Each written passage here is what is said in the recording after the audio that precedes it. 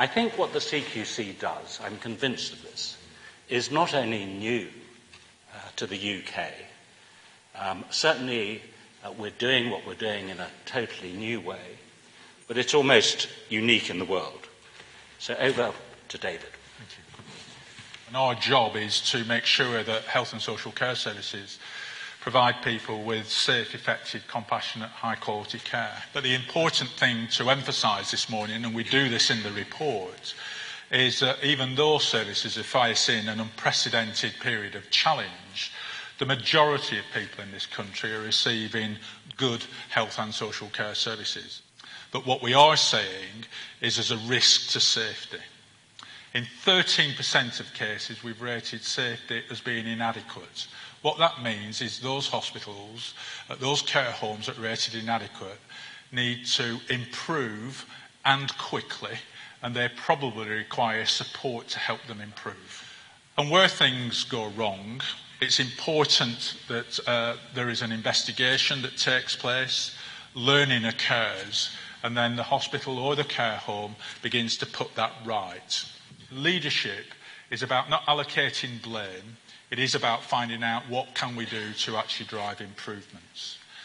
What we see from the top of the organisation right through to the nursing staff working on the wards is an unremitting focus on quality improvement. Over half of the re-inspections that we did of services which have been found inadequate have led to improved ratings.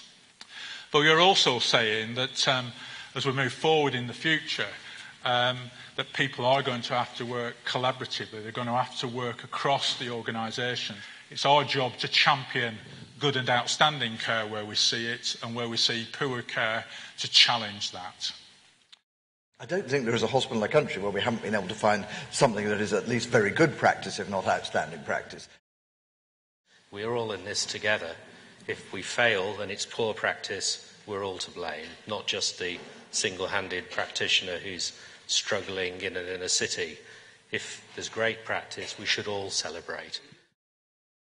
And last but certainly not least is the role of our experts by experience.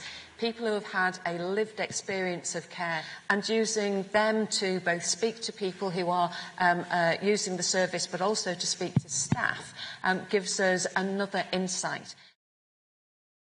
So I hope that you can use this as a springboard to learn, to be constantly curious about how you become excellent, and then to use that curiosity, that learning, to be a platform for improvement.